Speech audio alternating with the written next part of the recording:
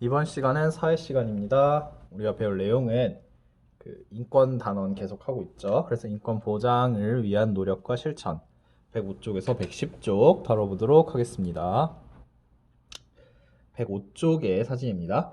민지는 우리 사회가 인권을 보장하기 위해 어떤 노력을 하고 있는지 궁금했다. 우리 생활 주변에서 인권을 보장하기 위한 다양한 노력을 찾아보자. 그러니까 이제 인권 자꾸 배우다 보니까 실제로 뭐 어떤 노력을 하고 있는지 그런 걸 궁금했나 봐요. 인권 개선 활동, 시민단체 노력으로 낡고 위험한 놀이터가 안전하고 즐거운 놀이터로 바뀌었다. 노후된 놀이터 시설을 교체해줘서 인권 개선이 됐대요.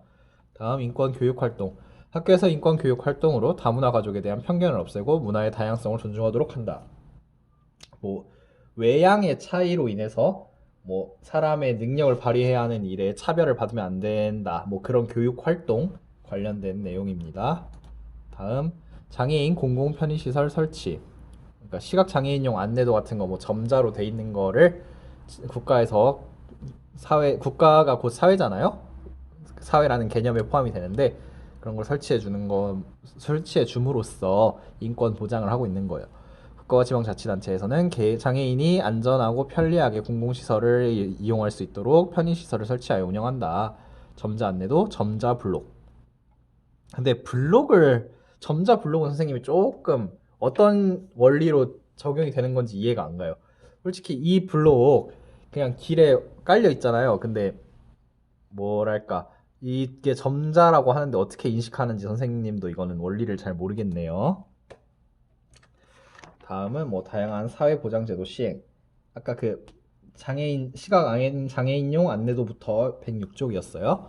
국가와 지방자치단체는 국민이 빈곤, 질병, 생활 불안 등에서 벗어나 안정적으로 살 수 있도록 사회보장제도를 만들어 시행한다. 여러분 기초생활수급 이런 게 사회보장제도 중 하나예요. 이거랑 이제 또 뭐 여러분이 갑자기 뭐 실업을 하게 되면 실업급여라든지 아니면 이번에 뭐 국가 재난지원금 다들 받았었죠. 그런 겁니다. 국가가 사회보장제도를 만든 까닭. 시민들의 힘만으로는 할 수 없는 일이 있기 때문. 그러니까 예를 들면은 그런 게 있을 수 있어요.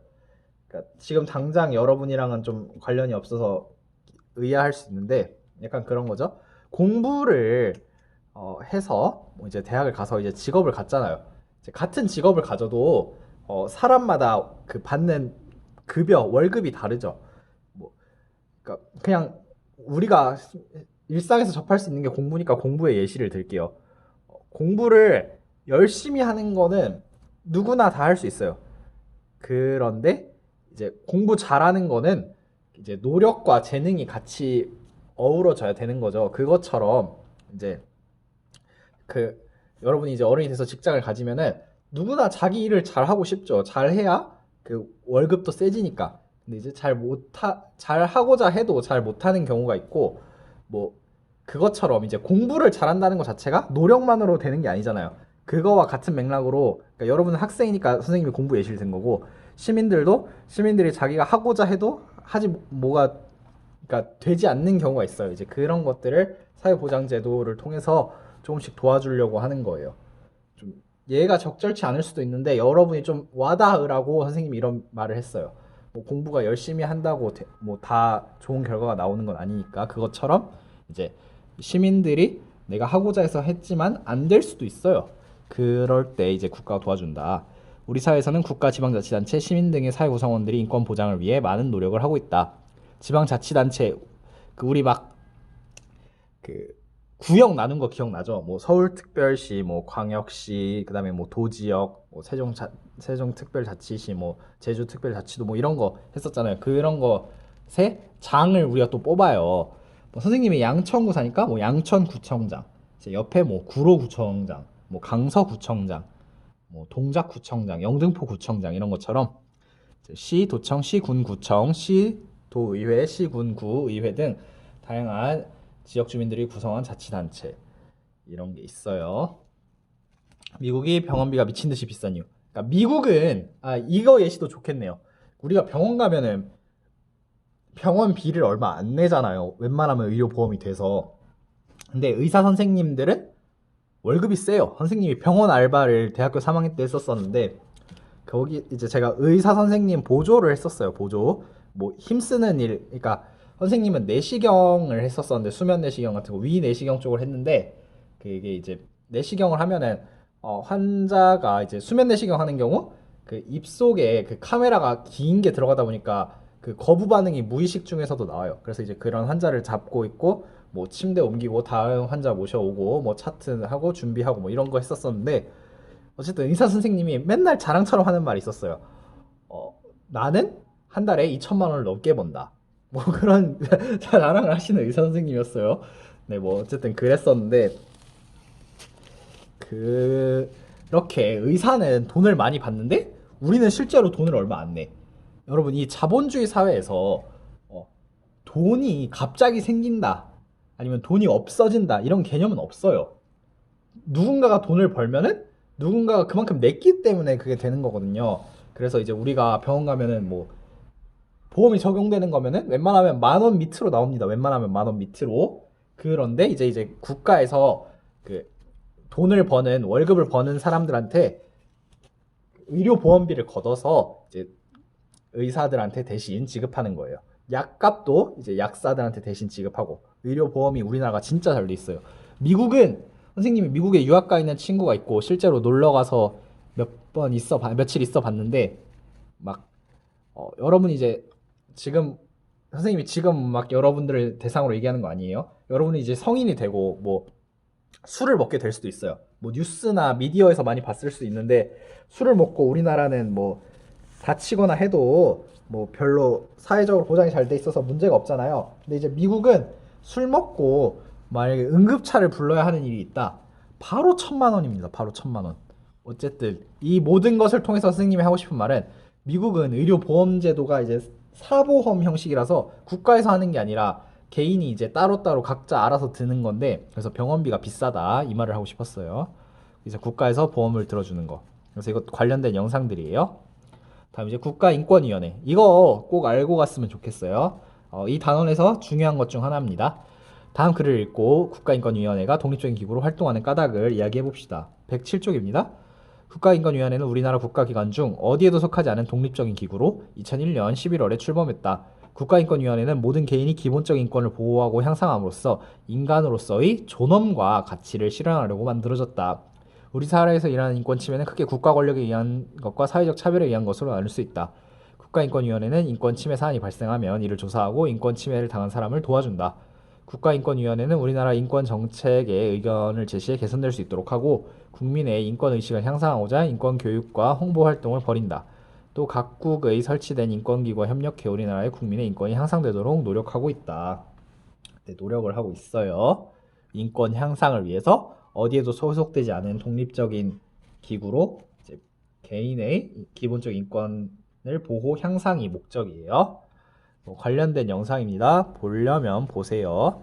근데 이제 여기만 봐도 대충 알 수 있겠죠. 대머리 이유로 채용 거부는 인권 침해가 맞지만 선생님 친구들 중에 이제 그 친구들 취업하는 과정을 봤는데 진짜 장난이 아니에요. 그러니까 물론 다들 대기업에 입사를 하려고 하죠. 그러면은 이제 뭐 서류 면접이 됐어요. 서류 전형이 통과가 됐어요. 그럼 이제 면접을 1차, 2차, 3차 막 이렇게 보는데 이제 서류를 통과했다는 거는 그러니까 예를 들 우리가 그냥 뭐 진단 평가를 받잖아요. 그냥 예시를 들게요. 서류를 통과했어? 그럼 어떻게 보면은 이제 점수가 같은 친구들이라고 보면 돼요. 일정 점수 이상. 일정 점수 이상인 사람들이니까 이제 너가 가진 지식에 대해서 물어보는 게 아니라 실제 업무 상황에서 어떻게 할 수 있는지. 그런데 이제 그런 게 다 비슷비슷하면은 잘생긴 사람이 뽑혀요. 웬만하면. 왜냐면은 다 조건이 같은데 얼굴이 더 잘생겼어. 아니면 키가 더 커.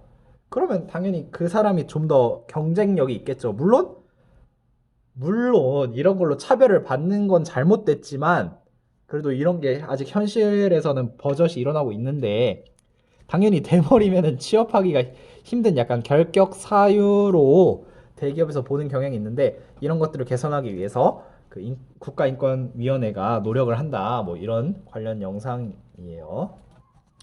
인권보호 실천 이제 108쪽입니다. 인권 보호를 생활에서 실천해 봅시다. 민지와 선우는 등교하는 길에 안전한 등굣길 만들기 캠페인을 하는 사람들을 봤다. 학생들을 위해 캠페인을 하는 사람들이 고맙게 느껴졌다. 민지와 선우는 인권 보호 방법이 어떤 것이 있는지 궁금해졌다. 캠페인, 사회적 목적을 위해 조직적이고 지속적으로 행하는 행동. 이건 학교에서도 약간 할 수 있어요. 여러분들 등굣길에 예를 들어서 뭐 우리가 5학년이니까 5학년이 뭐 캠페인을 한다, 뭐 환경 보호 캠페인을 한다 이러면은 뭐 이제 도화지 같은 거에 그림 그린 거 가지고 이제 들고 있으면서 사람들 지나갈 때마다 말을 한마디 하는 거예요. 우리 쓰레기 아무데나 버리지 맙시다. 뭐 청소하고 집에 갑시다. 뭐 이런 식으로 캠페인을, 그런 것도 일종의 우리가 할 수 있는 캠페인의 예시였어요. 인권 보호 실천. 이것도 108쪽이에요. 과제랑도 관련이 있어요. 과제는 인권 표어 만들기예요. 우선 인권 표어 만들기. 인권은 쌓을수록 낮아지는 담장입니다. 표어라는 거는 이렇게 짧은 한 문장으로 강렬한 전달하고자 하는 메시지를 딱 주는 그런 게 표어입니다. 인권 포스터 그리기. 네, 이런 거 뭐 한 거고, 다음 인권 동영상 만들기, 인권 사진 찍기.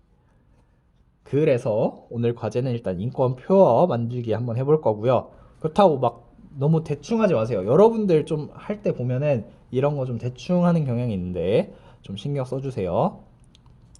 또 이제 관련 영상입니다. 혐오, 영혼의 살인. 강렬한 메시지죠. 그러니까 혐오나 차별을 하지 말라 이런 의미인가 봐요. 혐오는 영혼의 살인과 같다 이런 메시지를 주고 있죠. 다음 이제 109쪽입니다. 인권을 존중하는 말 사용하기, 인권 개선 편지 쓰기 등 작은 일부터 실천하면 나의 인권뿐만 아니라 다른 사람의 인권도 지킬 수 있다. 제 꿈은 경찰관입니다. 훌륭한 경찰관이 될 수 있을 거야. 인권을 존중하는 말 사용하기. 일상생활에서 인권을 존중하는 말을 사용한다. 선생님도 이건 항상 어렵게 생각하고 있어요. 말을 항상 좀 곱게 해야 돼요. 말을 좋게 해서 손해볼 게 하나도 없어요.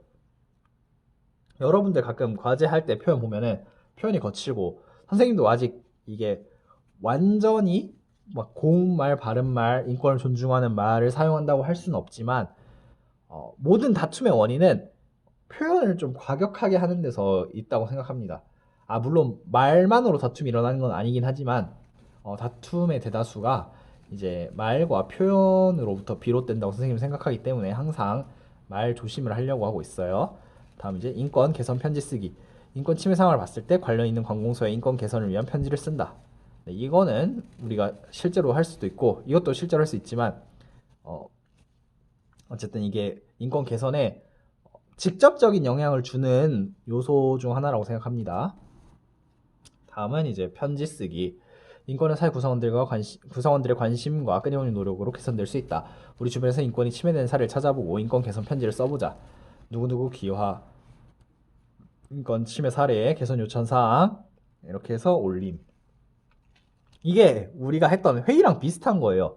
인권 침해 사례는 그냥 문제 상황인 거예요. 그래서 이제 토의 주제가 나오고, 개선 요청 사항은 이제 의견과 근거가 있어야겠죠. 의견이 일단 뭐 변화를 추구하고 실천 가능성이 있는 의견이어야 되고, 그다음에 이제 근거가 그 의견과 타당하고 또 뭐 주제와도 맞아야겠죠. 뭐 그런 내용입니다. 그래서 이제 학습 내용 정리. 뭐 다음을 읽고 옳은 것에 동그라미, 틀린 것에 X. 이거는 110쪽인데 뭐 별로 어려운 거 아니에요. 그냥 뭐 자기 스스로 점검해 보는 거니까 어려운 거 아니고. 그다음에 이거는 그림 문자라고 미술과 관련된 거거든요. 그러니까 이 그림 문자는 그림 하나만 보고 어떤 느낌, 사람들에게 각각 전달되는, 그러니까 언어가 달라도 약간 만국 공통으로 쓸 수 있는 게 그림 문자거든요. 그냥 이거를 통해서 차이점을 뭐 적어보도록 하면 되겠습니다. 그래서 과제는 뭐 110쪽까지 교과서를 하고, 원래는 109쪽까지지만 110쪽이 어쨌든 단원 마무리니까 110쪽까지 하고, 그다음에 인권 관련 표어가 한 문장이지만 짧고 강렬한 느낌을 줄 수 있어야 되거든요. 그렇게 해서 과제로 제출하도록 하겠습니다. 이상으로 수업 마칠게요. 빠이빠이.